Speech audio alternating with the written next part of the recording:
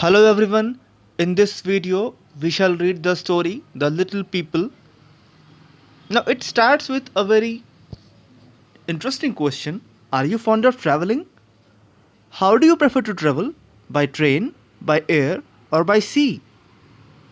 Give three reasons for your preference. आप अपने reason के लिए, आप अपने प्रेफरेंस के लिए वो तीन रीजंस दो कि आपको ट्रेन, एयर या फिर सी, इन तीनों में से कौन सा मोड ज़्यादा पसंद है ट्रैवल करने के लिए। साथ में ये क्वेश्चन ये भी कहता है कि डिस्कस द रिस्क इन्वॉल्व, मतलब इन सभी मोड्स ऑफ ट्रैवल में क्या क्या रिस्क इन्वॉल्व हैं उसकी भी चर्चा करने को ये आपको कह रहा है। Now let's read the story to find out what forms the content of the story. Jonathan Swift ने लिखा था एडवेंचर्स ऑफ लैमुएल गुलिवर के बारे में, who had a passion means बहुत ज़्यादा इंटरेस्ट फॉर सी ट्रेवल, जिसमें कि सी ट्रेवल के लिए बहुत ज़्यादा उत्साह, बहुत ज़्यादा पैशन था। एक वॉयज के दौरान ही वॉज शिप रेक्ड, उसका शिप बिल्कुल टूट चुका था और वो बिना शिप के था। Close to an island near the South Sea के पास वो एक आइलैंड पे पाया गया जहाँ पे उसके पास कोई शिप ही नहीं था, उसका जो शिप था वो पूरी तरह टूट चुका था। He managed to reach the island which he thought was uninhabited. वो किसी भी तरीके से एक आइलैंड पे तो पहुंचा जो कि उसे लगा कि ये निर्जीव है, यहाँ पर कोई आबादी नहीं बसती है। Read on to find out what he discovered. अब यहाँ पे हम पढ़ेंगे कि उसे क्या क्या मिलता है, उसने क्या क्या पाया। I accepted a lucrative offer from Captain William Prickard, master of the Antelope, who was making a voyage to the South Sea. We set sail from Bristol, and our voyage was at first very fine. तो Gulliver says कि उसे एक lucrative, काफ़ी आकर्षक, काफ़ी अच्छा paying offer मिलता है कैप्टन विलियम प्रिकर्ड से, जो कि मास्टर ऑफ द एंटेलोप, और वो साउथ सी में अपनी समुद्री यात्रा कर रहे थे। हम लोग ब्रिस्टल से चले और हमारा वॉयज जो था वो शुरुआत में काफ़ी अच्छा था। At first it was very fine. हालांकि we had hardly been 2 weeks into our voyage, अभी हमें अपनी समुद्री यात्रा के दौरान 2 हफ्ते ही बीते थे, जबकि एक वायलेंट स्टॉर्म में खतरनाक तूफान ने हमें नॉर्थ ईस्ट की तरफ, जो कि वैन डियमेंस लैंड की तरफ है, और उधर हमें धकेल दिया और इवेंचुअली शिप रेकेडस, और हम बिना शिप के थे क्योंकि हमारा शिप जो था वो पूरी तरह से टूट चुका था, चूर चूर हो चुका था। हमारे crew made the best use of life boats. हमारे क्रू, हमारे टीम मेंबर्स ने तो कोशिश की कि लाइफ बोट्स का बेस्ट यूज़ करें, लेकिन जो गेल्स, जो समुद्र की तेज़ लहरें थी, वो इतनी स्ट्रांग थी कि हम लोग जल्दी ही पलट दिए गए। हम सभी की लाइफ बोट्स पलट गई। What became of my companions? मेरे companions, मेरे सहकर्मियों के साथ क्या हुआ ये तो मुझे पता नहीं। As well as of those who escaped the rock or were left in the vessel, I do not know. मुझे नहीं पता कि जो लोग उन लाइफ बोट्स में पलटे या जो आसपास की चट्टानों पे बचने के लिए गए थे, उनके साथ क्या हुआ, आई डोंट नो, मुझे नहीं पता। Then it says, I can only conclude that they were all lost. मैं तो इतना ही कह सकता हूँ कि वे सभी खो चुके थे। फॉर माई ओन पार्ट, जहाँ तक मेरी बात है, I swam as fortune directed me. मैं तो, जैसा कि मेरी किस्मत ने मुझे डायरेक्ट किया, जिस दिशा में लेते गई मैं उधर ही बहता गया, and was pushed forward by wind and tide to a desolate island where I saw no living being. जहाँ पे ये लहरें मुझे एक ऐसे आइलैंड की तरफ ले गई जो कि बिल्कुल डेजोलेट था, वीरान था, जहाँ पे कोई भी इंसान नहीं रहता था। आई lay down on the grass. मैं घास पे लेट गया, which was very short and soft, जो कि काफ़ी छोटा और काफ़ी सॉफ्ट था। I slept soundly for what I think was about 9 hours. मुझे लगा कि मैं 9 घंटे तक काफ़ी गहरी नींद में सोया। स्लेप्ट साउंडली मीन्स कि गहरी नींद में सोना। For it was just day light when I woke up, क्योंकि जब मैं जगा तो मेरे सामने बिल्कुल सूरज खिला हुआ था। आई अटेम्प्टेड टू राइज, मैंने उठने की कोशिश की। अटेम्प्टेड मतलब कोशिश करना, but was not able to steer, लेकिन मैं तो हिल भी नहीं पा रहा था। As I happen to lie on my back, अब क्योंकि मैं अपने पीठ के बल लेटा था, I found my arms and legs were strongly fastened on each side of the ground. मैंने पाया कि मेरे आर्म्स, मेरे लेग्स बड़ी ही मजबूती से बांध दिए गए थे ग्राउंड में ही, और जहाँ तक कि मेरे हेयर की बात है, which was long and thick was tied down in this same manner. और मेरे जो लंबे लंबे बाल थे, जो मोटे भी थे, उन्हें भी इसी तरीके से बांध दिया गया था ग्राउंड में ही। Neither able to sit up nor move, अब ना तो मैं बैठ पा रहा था ना मूव कर पा रहा था। I could only look upwards, मैं सिर्फ ऊपर की तरफ देख पा रहा था। The sun begin to grow hot and the light hurt my eyes. अब सन ठीक मेरे सिर के ऊपर था और सूरज की रोशनी से मेरी आंखों को चुभन हो रही थी। I heard a confuse noise about me, मुझे कुछ कन्फ्यूज नॉइज सुनाई दिए। बट जिस पोस्चर में मैं लेटा था, मतलब जिस स्थिति में मैं लेटा था, मैं कुछ नहीं देख पा रहा था सिवाय कि स्काई के। और इन अ लिटिल टाइम, थोड़ी ही देर में, मैंने महसूस किया कि कुछ मेरे पाँव पे मूव कर रहा है। It advance gently forward over my body, ये धीरे धीरे मेरे बॉडी के ऊपरी हिस्से की तरफ बढ़ता आ रहा था and came almost to my chin, और मेरी ठुड्डियों के पास वो आ गया। Means the portion of your face where beards grow for male members, that's the chin. Bending my eyes downward as much as I could, I saw what looked like a human creature not 6 inches high.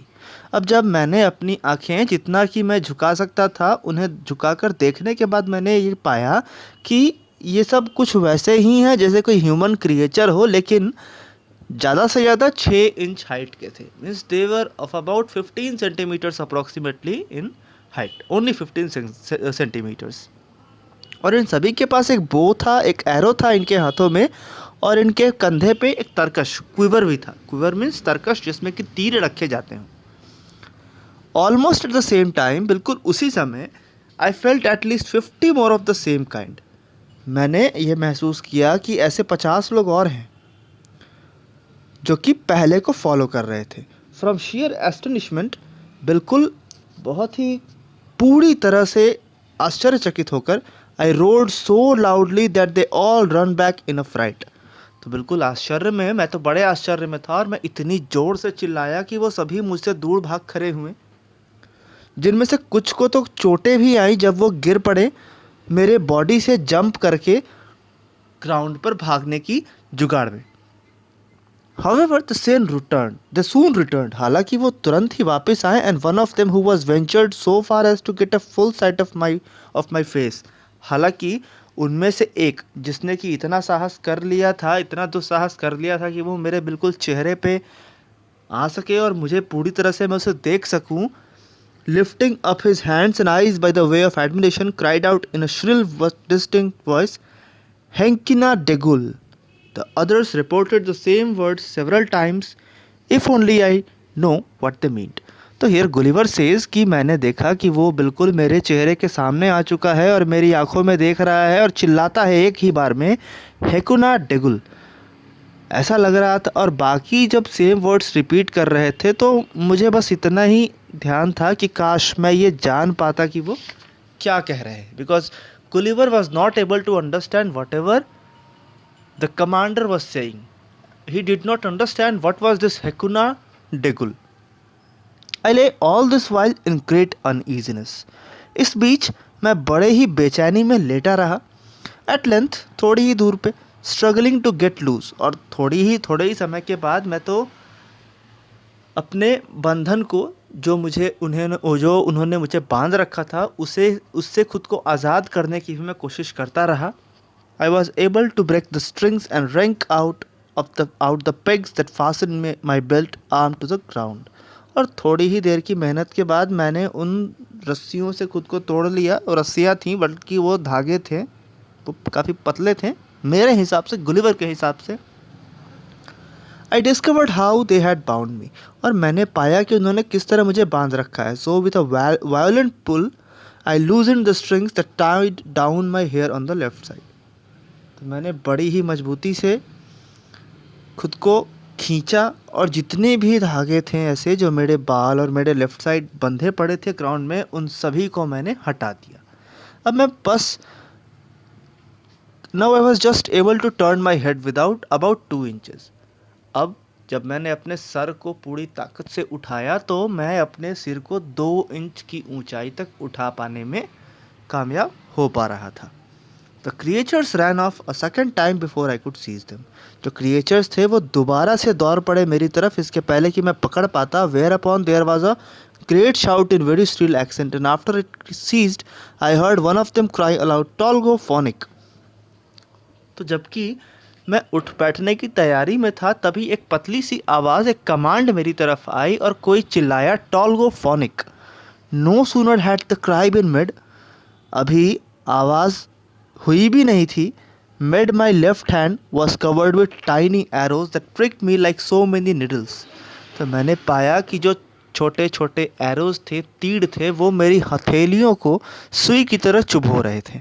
They set another volley of arrows into the air, और फिर उन्होंने दूसरी volley भी arrows की हवा में फेंकी, जिसमें से कुछ तो मेरी बॉडी पर पड़ी और कुछ मेरे फेस पे. हालांकि मैंने अपने बाएं हाथों से उनसे खुद को काफ़ी हद तक बचा लिया था. With this shower of arrows was over, I groaned with grief and pain. अब जब ये तीर मेरी तरफ पड़े तो मैं बिल्कुल कड़ा उठा, चिल्ला उठा दर्द से, पेन से.